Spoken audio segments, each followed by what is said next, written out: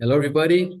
Welcome to the Virtual International Case Conference, a joint meeting developed by the American Association for Surgical Trauma, International Relations Committee, and Pan American Trauma Society. I would like to introduce you to Dr. Pascual, the coordinator of this meeting. So, Dr. Pascual, I'm going to welcome everybody and introduce our panelists. Thank you very much for joining. This is the second Tuesday. It's the second Monday of the month, which from going forward is going to be a joint Pan American Trauma Society and American Society for the Surgery of Trauma case presentation international. Now, most of you know that Antonio has been running this for over a decade, a very successful Pan American Trauma Society venture. This will be slightly different, and with the support of President Eileen Bulger, who developed with the Pan American Trauma Society a joint session MOU. We are fortunate that Dr. Marttos is still providing the platform for this. If you're a physician or an APP, you can get CMA from the University of Florida, and we'll talk a little bit more about that. And this falls in the heels of the in-person PTS AAST case series presentation that happened in Anaheim at AAST.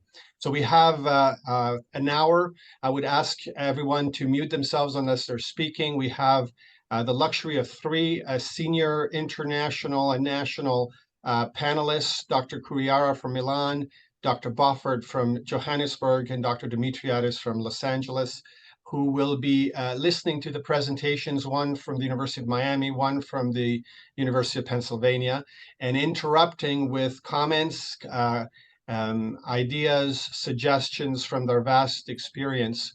If you have comments, please feel free to put them in the chat.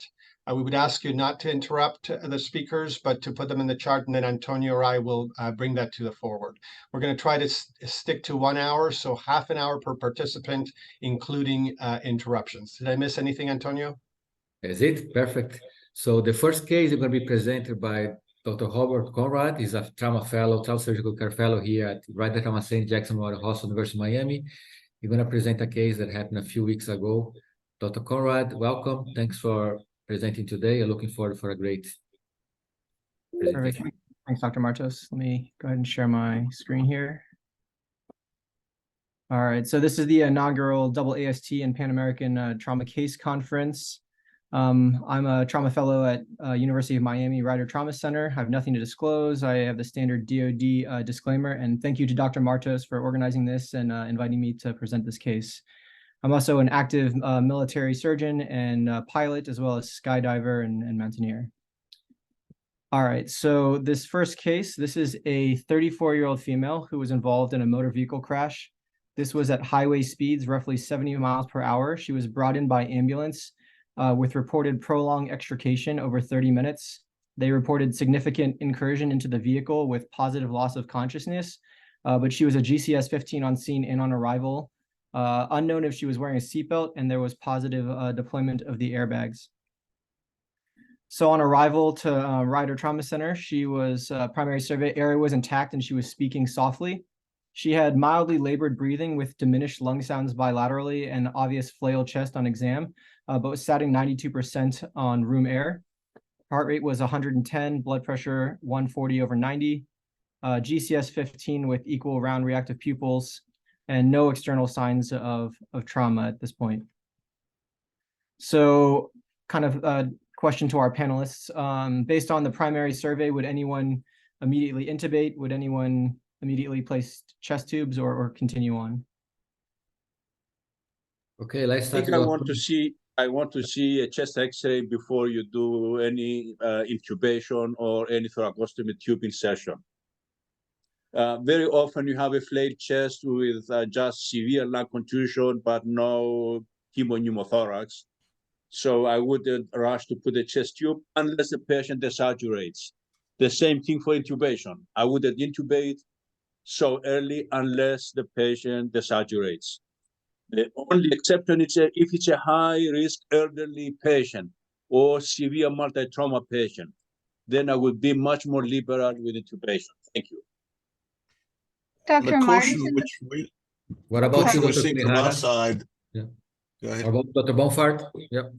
Just a caution we're seeing from our side with EMS, when they pick up dullness to percussion, they immediately stick needles into the chest, and very often it's a pulmonary contusion. So agree with Professor Demetriades. I would like a chest x-ray if it's available before we intervene. Depends on the patient's overall condition, but she sounds as if she'll take that quite happily. Dr. Kurihara? Yeah, most of you, they know how much I'm a fan of ultrasound. I would have a very quick look by ultrasound to evaluate if the patient has a pneumothorax or not. If yes, I might put a chest tube. If not, I would wait for a chest X-ray. Perfect. So it sounds like everyone would kind of agreeing that we would wait at this point. So here's your chest X-ray, which is what we obtained next. There's some obvious rib fractures there, a clavicle fracture, and small apical pneumothoraxes. You can see some subcutaneous air on both sides, and significant flail chest over here on the left. We also then got a pelvis X-ray as part of our adjuncts to our primary survey, with a pelvic fracture there of the inferior and superior pubic rami on the right. And there was also one on the left. And then to your point, we also did a fast exam. So there was a negative intra-abdominal fast, no fluid in the abdomen. There was negative lung sliding bilaterally and some fluid in the pleural space on both sides of the lungs. And at this point, the patient's heart rate now had changed. It went from 110 to 130. Blood pressure had decreased to 105/90 with a narrowing of the blood pressure. And patient was now desaturating to 88% on non-rebreather. And we also did a resus panel, pH 7.30, base deficit of -6, and a hematocrit of 36. So same question now at this point, intubate, chest tubes, and we only want to put a binder on. Can you back up one slide, please, Rob? Panelists? Yeah, I think this pressure, 105/90, should worry you a lot. This patient is about to crash in the next few minutes unless you do something. For the residents, that's the first sign that the patient is about to crash hemodynamically.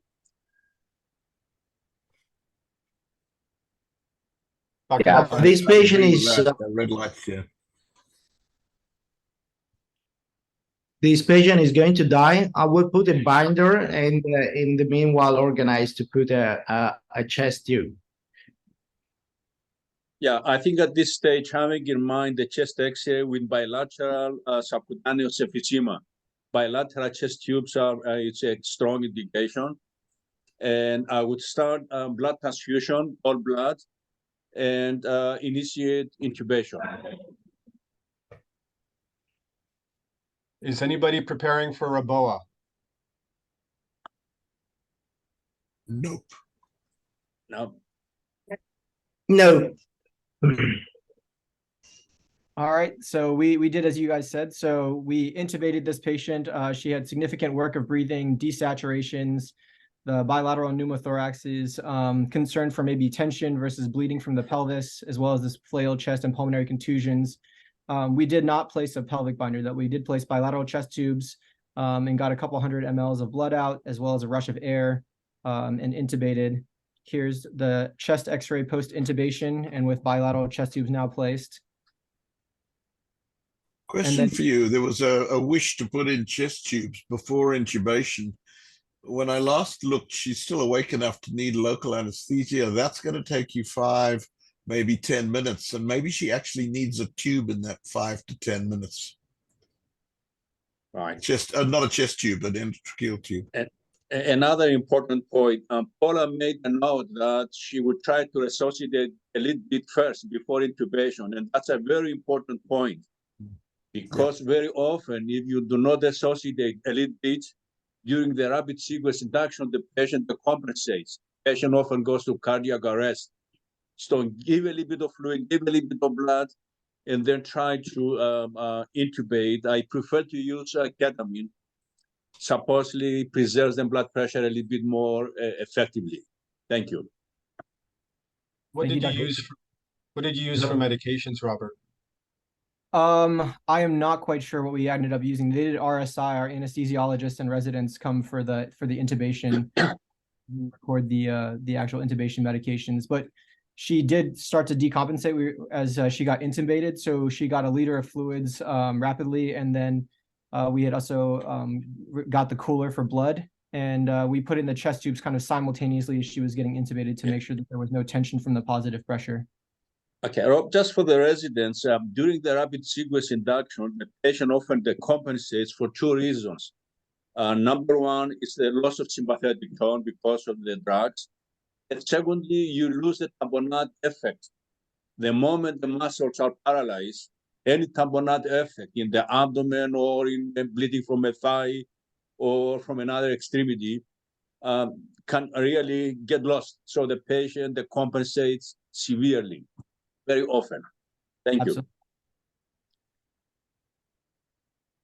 And then, so just quickly to review, there's the different types of pelvic fractures. There's your anterior, posterior compression, your lateral compression, your vertical shear. Oftentimes we put on binders regardless of the pelvic fracture, but really it should be to decrease the volume in these type 2 and type 3 anterior posterior compression. And then just as a learning point for some of our residents, the pelvic binder should be put over the greater trochanters and not the iliac crest. It's often put in the wrong location. You know, Rob, this is quite a strong point from Los Angeles. In Los Angeles, we will not allow the paramedics to carry the pelvic binders. That we will not use a pelvic binder in the emergency room before we see the X-ray, because pelvic binders can be useful in certain types of fracture, open book fractures. But on the other hand, certain types of fractures will become worse. The displacement will become worse if you apply a binder. If you have a lateral impact, if you have a fracture of the acetambulum, if you have a fracture of the iliac wing, and you apply a binder, the displacement and the pain and the bleeding, I think, will become worse. Thank you. What's your comments regarding timing for the binder, Ken, Dr. Boffard? Treatment of bleeding is to stop the bleeding. You've got an X-ray which tells you where your problem is. So from our perspective, to get blood in is important, but where are you going to make the difference first is if you can stop the bleeding. So we will put the binder on and then get blood moving. And obviously, if you can, this is a simultaneous exercise. Again, agree with Dimitri. You need to know what you're putting the binder onto. So you need to know the type of pelvic fracture and so on. Here we've got that information. So we would have gone for a binder and then simultaneous blood, but you're going to have to get probably 2 units in before you're going to make any difference at all. And that, to the best will in the world, including large bore insertion, is another 5 minutes plus. Dr. Kurihara? Yeah. Well, I would put a binder. Yes. Let's say I would put it because I think we are always a little bit late with the massive transfusion protocol. We are not structured like in most of the trauma centers in the US. So I would stay on the safe side and binder, of course, after a pelvis X-ray. Unfortunately, we are still using too many binders from the pre-hospital. Okay, another question for you is talk about blood product transfusion. So PRBCs or whole blood, Dr. Demetriades? Yeah, in Los Angeles, we have a refrigerator in the emergency room, and we store a few units of whole blood. So if we anticipate that the patient will need massive transfusion, we are going to start with whole blood. If we anticipate that the patient will be okay with 1 or 2 units, then we give red cells. Thank you. That's nice. You have North America, Europe, and Africa. So, Dr. Kurihara, what's the protocol in Europe? Whole blood versus... Now we'll go for 111. No possibility to have whole bloods in my country yet. Ken? In Durban, Natal, we have whole blood. It is not leukodepleted. So like Demetriades, in our emergency room, we have 4 units of fresh packed red cells, less than 7 days. We have 4 units of pre-thawed plasma. So we are, and then we have reasonably quick access, certainly within 30 minutes, to a mega unit of platelets. But for us, it's fresh PRCs plus already defrosted fresh frozen plasma also right there. So we can have those running within 30 seconds to a minute. Dr. Demetriades, there's some discussion here on the chat between Dr. Ginsburg, Dr. Ferrada, and Dr. De Moya about using the pelvic binder. If it's not gonna hurt, it may not help. So how liberal would you be placing the pelvic binder? Definitely, I wouldn't put the pelvic binder unless I have evidence that there is a pubic symphysis diastasis. And we did a study a few years ago. We found that only a tiny percentage of pelvic fractures will have pubic symphysis diastasis. As I mentioned earlier, imagine that you have a bad acetabular fracture and you put a tight binder. The head of the femur will get in the middle of the pelvis. And I have some impressive x-rays to show you. Before the binder and after the binder, with the head of the femur in the middle of the pelvis. So I think I wouldn't be liberal. I would be conservative and only specific strict indications. Thank you.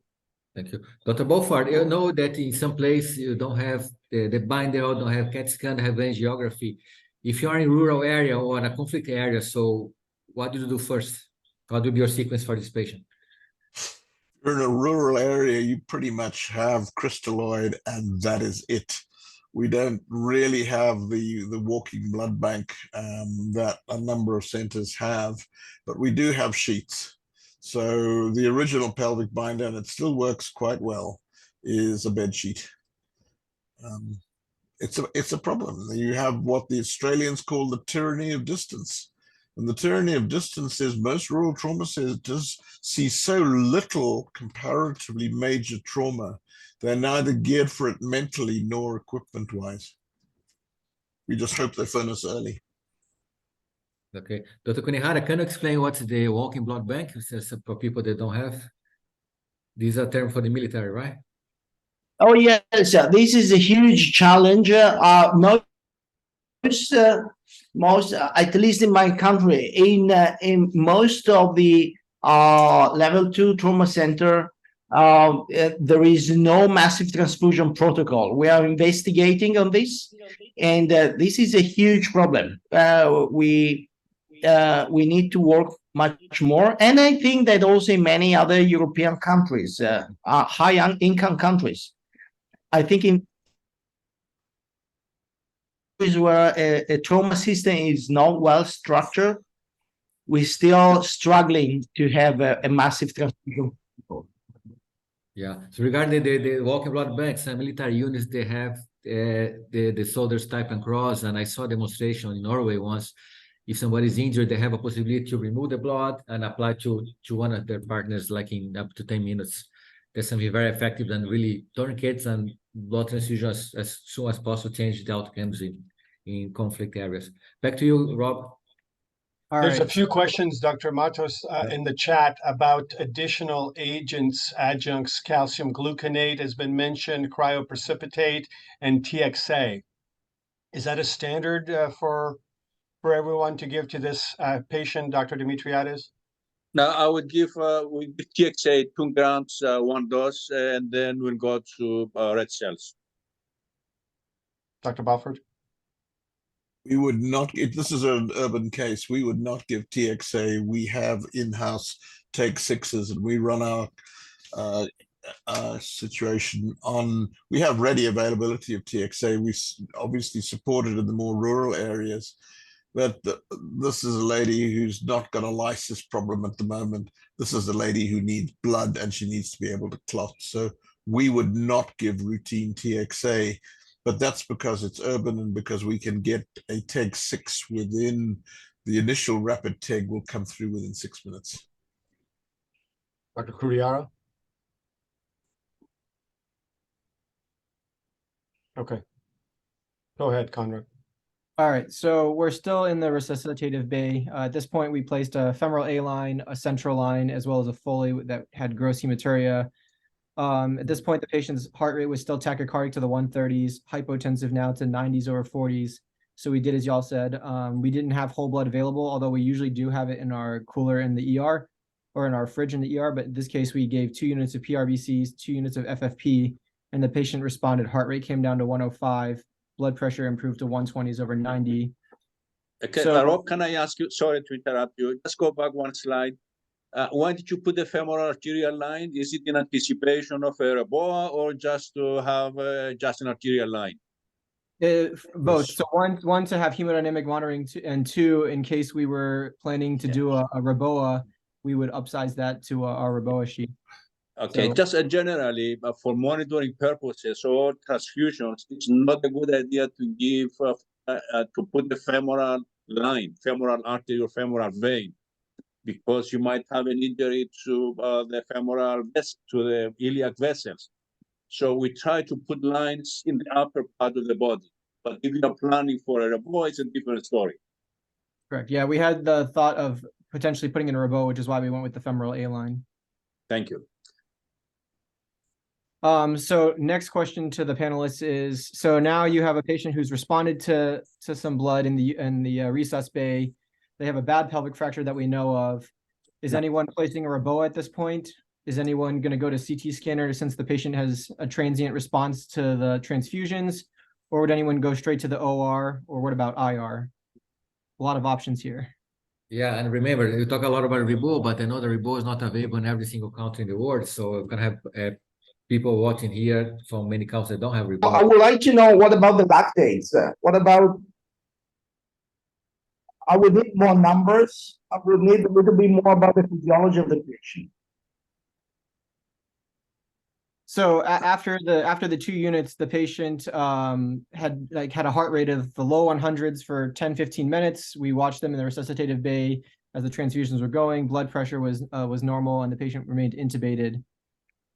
Yeah, I think this patient needs to go to the CT scan. You want to rule out any associated injuries in the chest, abdomen, see any evidence of active extravasation.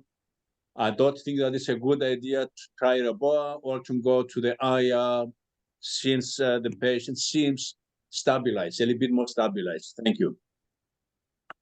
Dr. Boffard, do you consider this patient stable enough to go to CAT scan? Or he responded to 2 units of FFP and PRBCs, or you do wait a little bit or do something else? Depends where your CT scanner is. Most places seem to have the CT scanner in the next county where the good schools are for the neurosurgeons. I think a CT scan is my first prize because it'll not only, and it would be a whole torso scan. Not only will you pick up all of the injuries, you'll also pick up, and you have to do contrast, because with CT angio, you will know where it's bleeding and then what to do about it. So absolutely would go for CT. Just for the residents, in severe pelvic fractures, 28% will have an associated intra-abdominal injury. About 13% will have a hollow viscous injury. So you don't want to look like a fool, just have a severe associated injury and go to the IR or do a REBOA, if the patient, of course, is reasonably stable. Thank you. Perfect. So And don't forget the bulk of pelvic bleeding, 80% of pelvic bleeding is venous. So putting in a REBOA is going to do very little for that venous bleeding, at least at this stage. We need more information before you start doing that. So Hayato, is your scanner close to the trauma bay or is far away? Yeah, just beyond the trauma bay. But still, I would like to know something more about the physiology of the patient. Will be enough for me to take a decision without having the lactates. Agreed. Yeah. Dr. Ginsburg put like a question. The patient was hypotensive, a little bit hypotensive before. Any of you consider just, instead of going to CAT scan, doing a mini ELAP to check for any intra-abdominal injury and doing a pelvic packing at this point? Dr. Kurihara? Ryder, I didn't understand the question. Sorry. So Dr. Ginsburg said the patient was hypotensive. Just respond to. I don't know if it's going to be a transient response or going to have a full response. So any role for pelvic packing and ELAP at this moment? Well, that's why I would like to have a little bit more information if are the lactates are increasing or decreasing. So if they are increasing, well, I might go for a peritoneal pelvic packing, although I would like to go to CT scan, of course. Dr. Demetriades, you have somebody in a rural area asking you. So if they don't have the CAT scan, or if they would you change your management at this point, or the CAT scan not available? CAT scan. Possibility. So, well, this patient has a very high possibility to have extra pelvic injuries. So in such case, I would go to the OR and have a midline laparotomy and then go for a pre-peritoneal pelvic packing. Yeah, I would rely heavily on the FAST exam. If the FAST is not available, I would do a diagnostic peritoneal aspirate and then take it from there. Dr. Kurihara, you said you were going to wait for lactates. How long does that take to come? And is that going to hold off your transfer to the CAT scanner?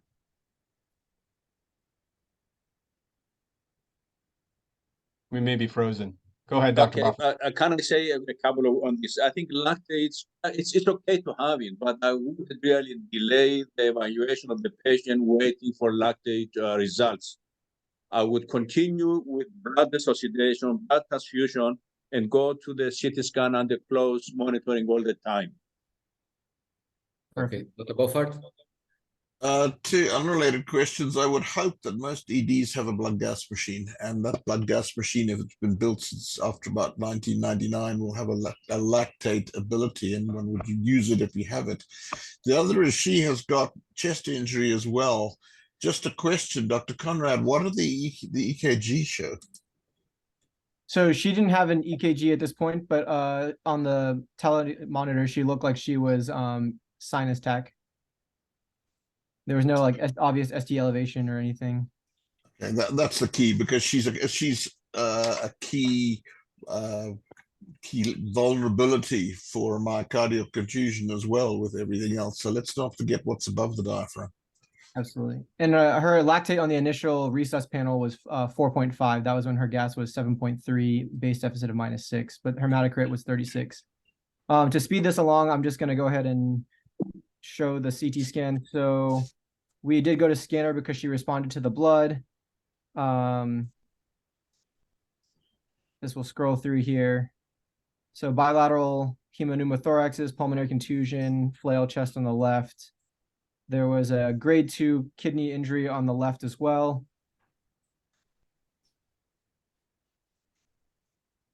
And then pelvic fractures with zone 3 hematoma. And then I'm just going to skip ahead next. I didn't see the spleen as you ran past. Was the spleen okay? Spleen was okay. Here's the delays. Thank you.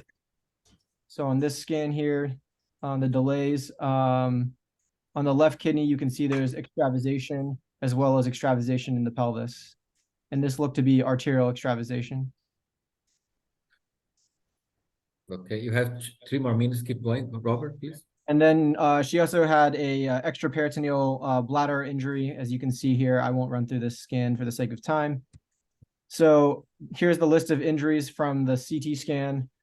Grade 2 renal laceration with positive extraperitoneal bladder injury, a zone 3 renal hematoma, a pelvic hematoma with active extrav, and then bad chest injury with multiple rib fractures and flail segment. So post CT scan, we returned to the resus bay, and she was still requiring transfusions, and transiently responded, but kept becoming hypotensive despite 4 more units of PRBCs and 4 more of FFP. So kind of our next decision point is, what do we do now? We have our CT scan. We know most of our injuries. There's extravasation from the left kidney and from the pelvis. What would people do? Right. Okay, if the patient now is reasonably stable with transfusions and the IR is immediately available in the next 20, 30 minutes, I will go for IR embolization. Agreed. Can you go back, Rob, 2 slides? Thank you.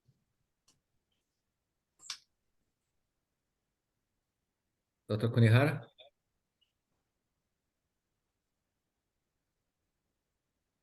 Sorry, I lost the connection for a while, so I'm reading now.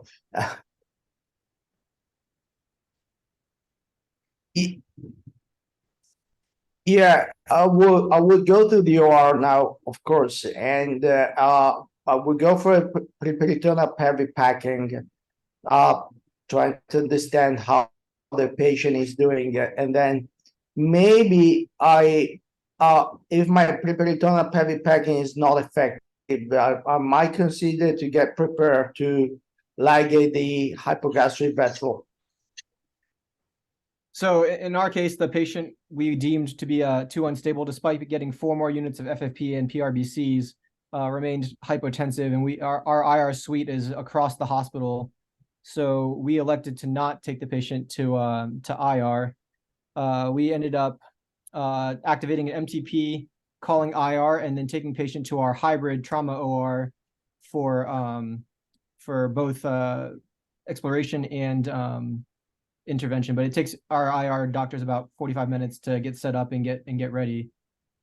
So we're now in the OR. Patients getting an MTP, they're hypotensive. What would anyone do in the OR while waiting for IR? If you are in the OR now, you do open the abdomen, formal laparotomy, look for any intra-abdominal injuries, any intra-abdominal bleeding. In Los Angeles, we do bilateral internal iliac artery occlusion. We never do peritoneal packing, and I tell you why a little bit later, but this is our approach. Exploration, look for any other bleeders, clipping of both internal iliac arteries. Dr. Boffard? We would not routinely, I mean, this patient is female, but we would not routinely ligate the iliac arteries, especially here, where in fact you can be a lot more selective than that. And again, looking at those pelvic injuries, to be honest, this is whatever arterial component, there is a major venous component. And ligating the internal iliacs would do nothing other than render subsequent function suspect, particularly in males. So we would not.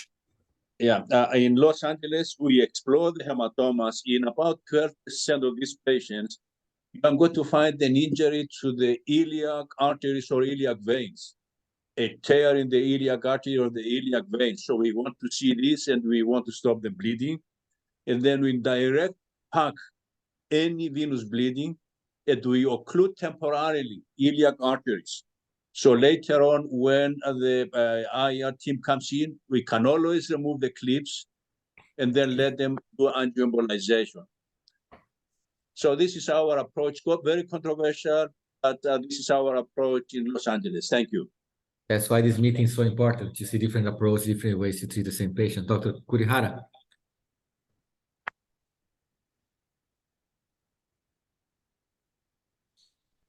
You're muted, Dr. Kurihara. Sorry. I would go for midline laparotomy, as I said before. I would go for a peritoneal packing, but would be also ready to ligate the hypogastric vessel. And actually, this is something that I've been learning from a talk from Professor Demetriades. You know, it happened to me a couple of times with a non-effective peritoneal packing, because the possibility that the patient has an arterial bleeding might be high, might be. Okay. I tell you something, I encourage you to read a study. A few months ago, we published a study on cadavers. We got human cadavers and we did peritoneal packing. And then we opened the abdomen and we measured the distance of the parts from the possible bleeders, the iliac vessel, sacroiliac joint. And it was very disappointing. The parts were far away from possible bleeders. So in our opinion, it does not really work. We don't do it. We never do it. Thank you.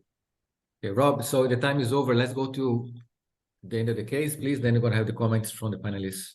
Keep going, please. Did you finish, Rob? So what happened afterwards? Oh, here, let me, Let's go through your slides until then quickly. Yeah, tell us what you found, what you did. Yeah. all right. So basically we ended up placing a zone 2, or sorry, zone 3 Reboa for 30 minutes to get the patient's blood pressure up while they were also getting active MTP. They responded. We ended up doing an X-lap to rule out any intra-abdominal injuries. We only found 100 mLs of intra-abdominal blood, soft non-expanding zone 2 hematoma at the left kidney, and large pelvic hematoma in the pelvis. And then we did a temporary abdominal closure. We did partial Reboa for 30 minutes. So every 10 minutes, we would let it down and let anesthesia catch up while it was up.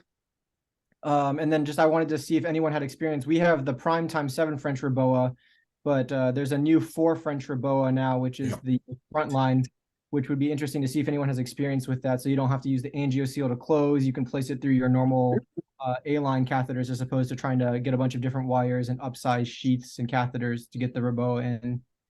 And then basically IR came in and embolized the pelvis. There was nothing to embolize in the kidney, and the patient made it out of the OR. Dr. Demetriades, can you summarize the teaching points for this case and your final comments for this case, please? Yeah, I think there are many teaching points. Number one, the stabilization of the patient with blood transfusion, a little bit of blood transfusions before intubating. Very rapid CT scan evaluation. If there is bleeding, consider the options, IR embolization. Consider the limitations of the pelvic binder.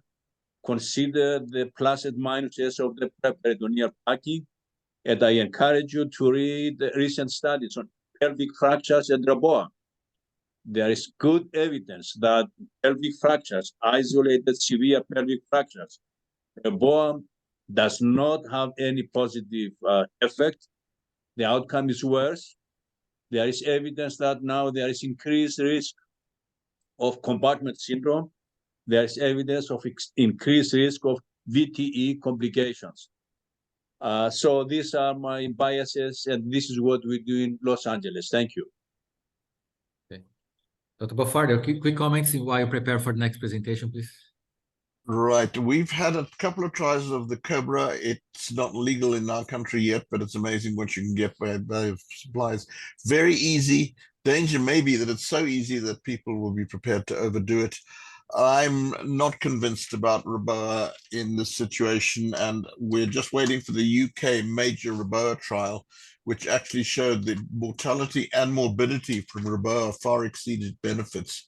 So it's going to be very interesting in the next few months when that's published. We're going to see, I think, a dip in the use of Reboa. Thanks.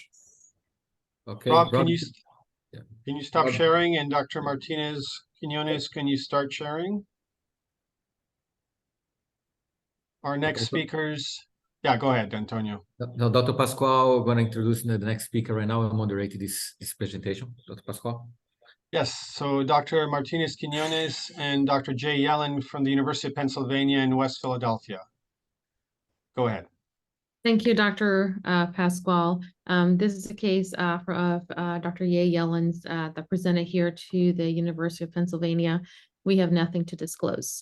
This is a patient that you get a minimal alert time. You're told that the patient is going to present with stab wounds to the face and the neck. One of the things that is unique about the University of Pennsylvania and the city of Philadelphia is that we have a police drop-off program. So you don't necessarily get an alert that a patient is being brought in by ambulance. So this is a patient that as soon as they arrive in the trauma bay, you're really unable to assess the airway. I'll get that in just a second as to why. They have shallow respirations, presumed to be in shock. The reason you're unable to assess the airway is because they're actually brought to you in a prone position in a stretcher. And you initially notice that there is a foreign body in the posterior neck, and you're actually unable to lay the patient supine. And the first question is, an unusual problem sometimes requires a creative solution. So how do we actually turn this patient to one, be able to examine their airway, and two, there's a very high concern for cervical spine injury that you can address. So this is the solution that our team came up with, and we actually brought two stretchers together. where the patient was laid in between these two structures. So one, it would be safe to be able to examine his airway while maintaining the foreign body intact without moving, and be able to proceed with our primary survey. When we do so, if I can interrupt for a second, anybody else have this kind of a solution? Dr. Boffard, I remember you presenting something similar. Any other solutions, or is it 2 beds? No, we would have done exactly the same thing. You know, you have 2 options. Number one, we did in a few cases, you did exactly this technique with the 2 stretches, the 2 gurneys. Another possibility is a knife injury. The chances of having an unstable fracture are practically 0. Correct. So I would pull the knife out, compress the air, turn the patient around, do whatever is needed. Thank you. Dr. Kurihara, you're muted. Yeah, sorry. I was thinking to give a wise reply, but it's so challenging to me. Yeah, probably would this patient needs to be intubated, and yeah, I would remove the knife, turn the patient around, and intubate. Dr. Yelon, were you such thinking case. of pulling that that foreign body out, or this was not even crossing your mind? It wasn't really. Yeah, in such case, you know, the possibility. Sorry. Yeah, it really didn't cross my mind to pull it out. Ultimately, I did what Demetrios said. I did that in the, we'll get to the case, but he came in by, as Patricia presented, he came in by police, actually sitting up because they couldn't lay him down. And he was literally bleeding to death. And it was unclear with this injury whether this was compromising his airway as well. So those were my major concerns. So I wanted to get Jay, where was he bleeding from when you say literally bleeding to death? Because there didn't look like a whole heap of blood coming out from behind. No, there was none, Ken. It was actually all from his face. He was stabbed probably 15 times on his face. Yeah. Just about, or if in a knife injury, if you pull the knife out, there are 2 possibilities. Possibility number 1, you are not going to find any significant bleeding. Possibility number 2, you are going to have a lot of bleeding. If you have a lot of bleeding, put in a Foley catheter that inflate the balloon. It's miraculous. Thank you. Yeah, the downside of that sometimes is like the little Dutch boy story with his thumb in the dike. Sometimes it stops the bleeding that you can see, but doesn't stop anything else, particularly if he's bleeding somewhere else. So yeah, yes, sure. but. Yeah. But you flipped him, and you've now got access to the front. We did. And after we flipped him, the concern was for the airway. He did get intubated, but at the same time, he was also getting resuscitated. We do have quick access to whole blood in our trauma bay. As you can see, his initial blood pressure was 73/52. He did get 2 units of whole blood in the trauma bay. His initial GCS was 12. He was moving everything and able to respond appropriately. He did get an initial chest x-ray. In our trauma bay, every single penetrating injury gets a paper clip, open or closed, depending whether it's anterior or posterior to the patient. You can see that there's 3 overlying penetrating stab wounds to the chest. And we also get something called a big head. So when a patient comes in with penetrating injury to the head or neck, we get a quick lateral x-ray to see if there's any foreign body. Here you can see clearly the foreign body that seems to be lodged on his cervical spine. So now having a patient that had responded to the 2 units of whole blood, he's intubated, his airway is secure. We proceeded with our secondary survey. As Dr. Yelon mentioned, he was bleeding, and it was not necessarily from his cervical spine, but because he had a multiplicity of other stab wounds. And most notably, he was bleeding from the ones in his cheek. So the question is here, where do we go next? Would you take him to the CT scanner? Would you go straight to the operating room? What are your thoughts? Dr. Boffard? Just to lighten things up, I worked quite extensively in Sweden, which is a totally paperless environment. They only use electronic medical records, and there's not a single paper clip left in the hospital. So for those of you who don't have paper clips, I discovered to my surprise, vitamin E tablets are radio opaque. I thought you'd like to know that. Yeah. Where do we go next, Dr. Demetriades? Well, I pull the knife out, as I mentioned before, and take him for a CT scan. But the surgeon, not the surgeon, the attending should be there, and the attending should physically pull the knife out himself. It is not just to wiggle the knife, just you pull it straight out, straight upwards.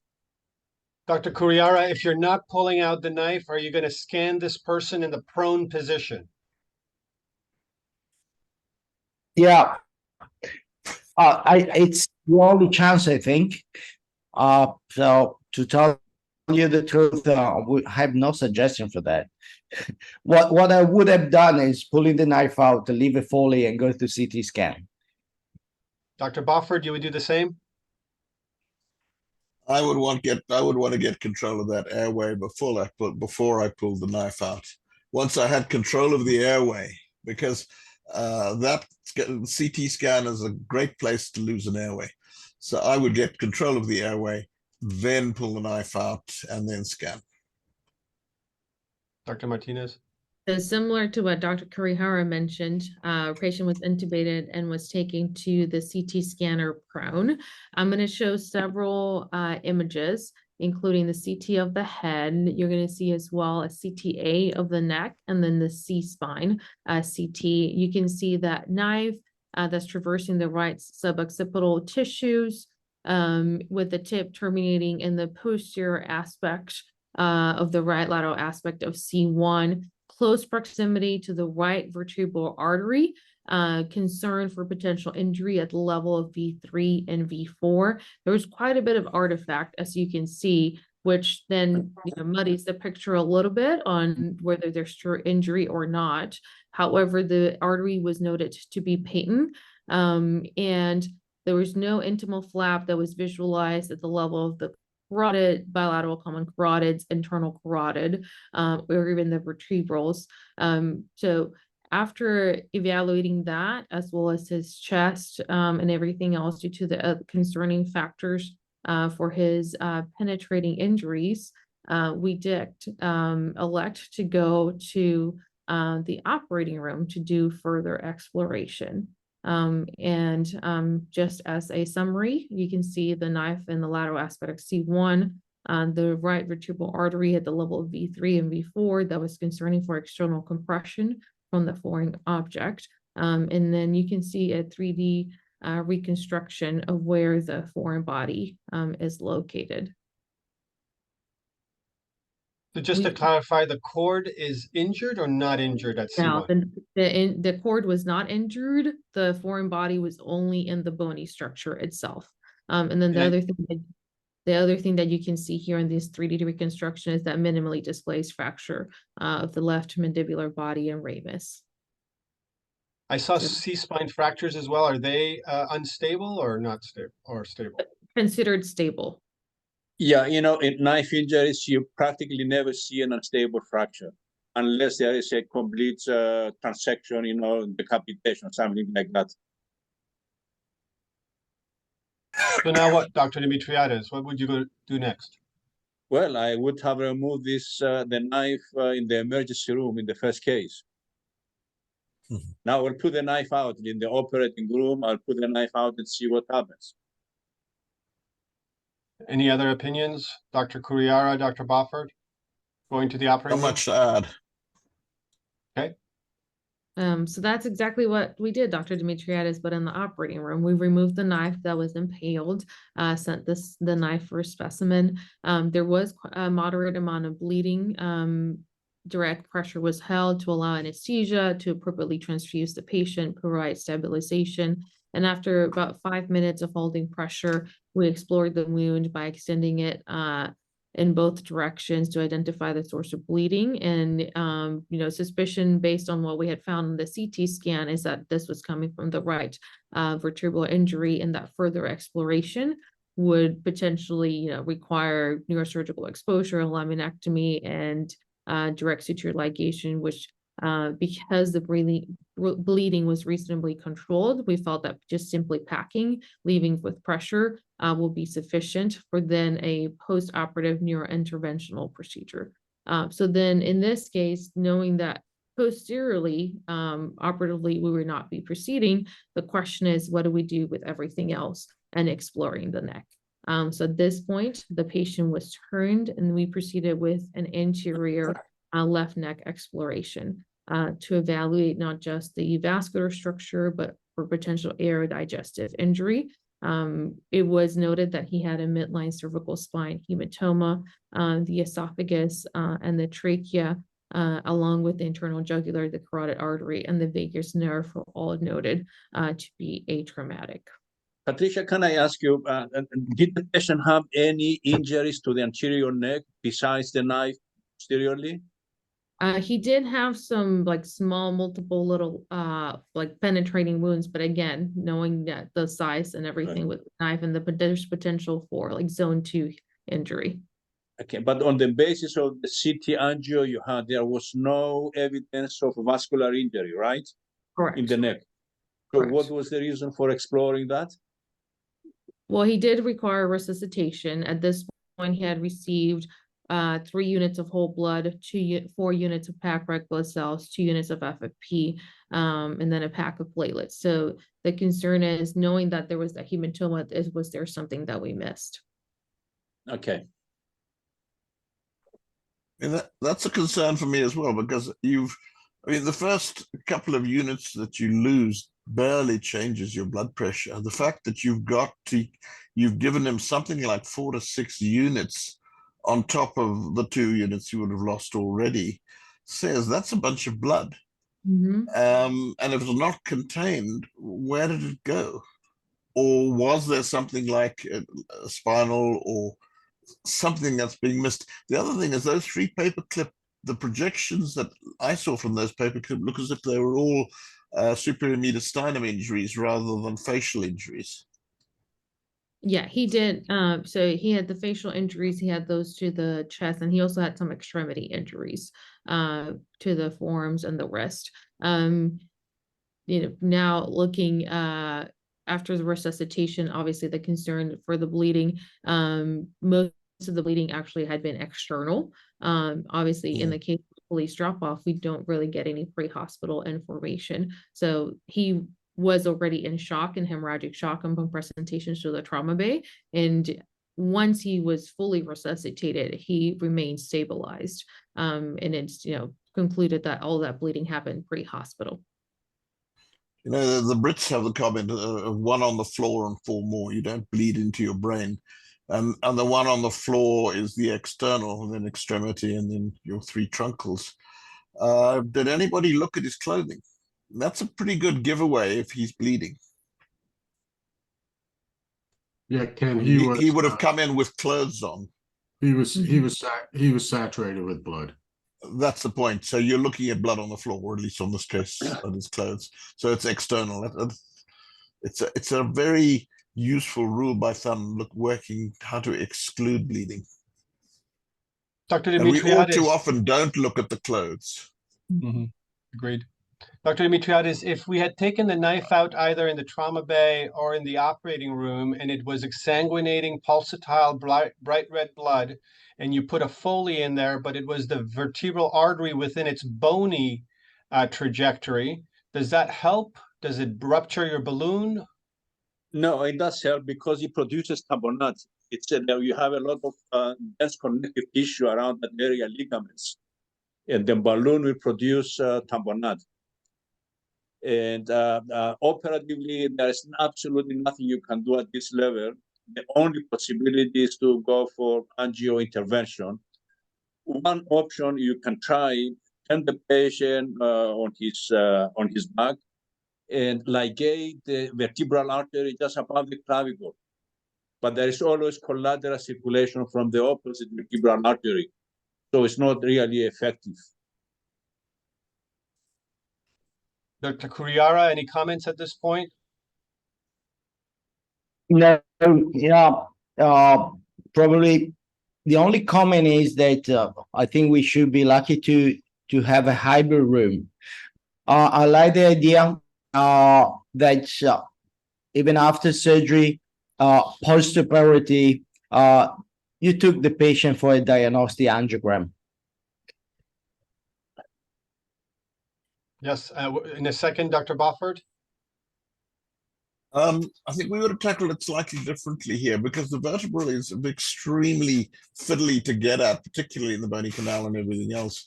So particularly if you've now decided, right, the bleeding is external, we would have CT angioed the head and neck without question.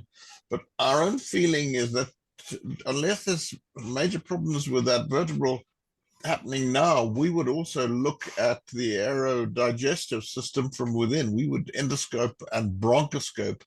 It's not a straightforward procedure to start going vertebral and doing a supraclavicular exploration. It takes time. And I think you've got other ways of, if you forgive the expression, killing the cat in half the time. And then interventional, if you need it, is going to be the route to go for us. You know, on the CT angio, it was very unconvincing. I couldn't see any significant evidence of bleeding. I wouldn't have worried very much on that. Yeah, unless so your don't radiologist... explore it. So therefore, less reason to explore it until you've got more information. Right. Dr. Boffard, imagine this case happening in the middle of the Amazon jungle, and then the closest trauma center is 2 hours away, or in an area in Africa where you don't have a trauma center or don't have CAT scan available or angio available. So how would you change your management of this patient? It's a situation that many of these places can face, right? Yeah. Charles Darwin is alive and well, and survival of the fittest before you start. The reality is, here is a guy who's covered in blood outside. Treatment of bleeding is to stop the bleeding. So we would expect the basic non-trauma center to be able to press on bleeding, and then you have what you have. And you're correct, there are unfortunately virtually no trauma centers north of our borders, and in many places of Latin America that's exactly the same. So you do what you can, best for the most, and you're going to lose some, but you're still going to save most. Good point. Dr. Martinez, do you want to close? Yes, so we proceeded with a diagnostic angiogram post-op. You're going to see some representative images. In summary, he did have a high flow right vertebral venous fistula at the level of C1, for which he underwent successful endovascular embolization of that fistula. There was no residual shunting. He also had a 1.2 centimeter left internal maxillary artery pseudoaneurysm. This also underwent endovascular colon embolization, and again, no residual filling. And then he, as it's customary at our institution, to repeat the angiogram 1 week or 7 days post-op to exclude that there's any additional injuries to the pseudoaneurysm formation. In the interim, he did have a swallow study that did demonstrate no leak in the pharynx or the esophagus. He did have some severe pharyngeal dysphagia, which resolved during his hospitalization. And then just for the sake of time, I'll continue real quick. He did have on his post-op day 7 angiogram a new external carotid artery, 6 millimeter pseudoaneurysm, another one small as well in the posterior auricular artery. It was 3 millimeters, and then one in the left internal carotid cervical branch, 4 millimeters.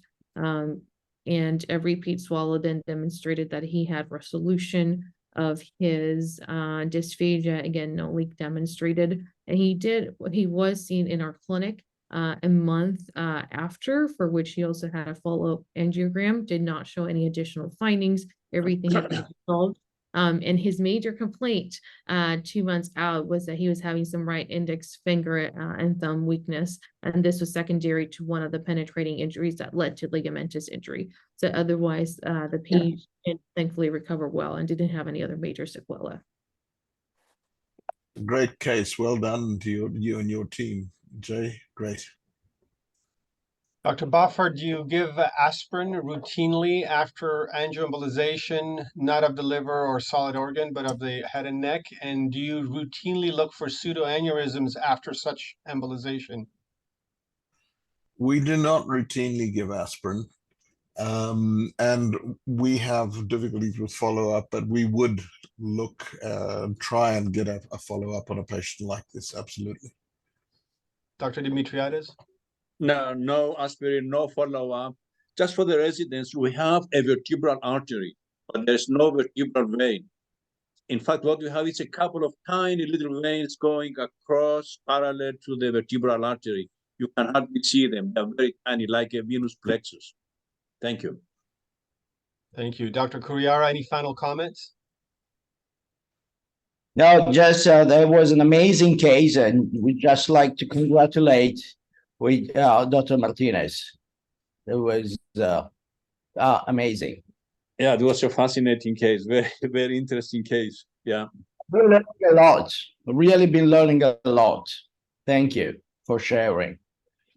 You know, for an inaugural meeting, which I think this is, everyone is to be congratulated. There's obviously a bit of feeling your way, but we have 2 great cases with 2 great presenters and great backup from everyone. And it's a privilege to be part of it. Dr. Marttos, you want to close the session, sir? Yes, thank you, Jose Pascual. We had Dr. Boffard and Dr. Kurihara in 2020 when COVID started, and it was the first time that had the Pan American Trauma Society, the American Society of Surgical Trauma, International Relation Committee, and Work Leaders Trauma Care together, sharing experience and try to help each other how to manage COVID. That was successful.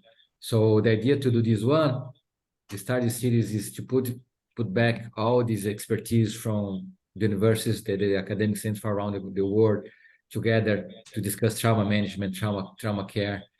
And you can see this change. It's very different from any multiple places in the world where we are. So I'd like to say thank you very much for everybody for participating. A special applause to Jose Pascual that works tirelessly to make this happen, and to Brea, to Liliana, to Gladys that are gonna be working in the backstage to make this happen.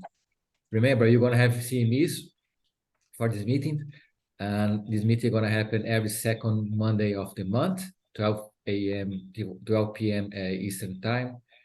And I'm looking forward to see you all again in next month. Pascual? Yeah, thank you very much, panelists and presenters. It's an honor to have you. Please, if any of you on the call, there was 79 people on the call at its peak. If you have any cases, please send them to Antonio Rai. It's on the AAST and the PTS website. And thank you, everyone. Thank you, everybody. Bye-bye. Will we be given Goodbye. a CME code to claim CME credits? Antonio? Yes, Liliana, do you have the instructions? So, good afternoon, everyone. There's no longer a CME code as in the previous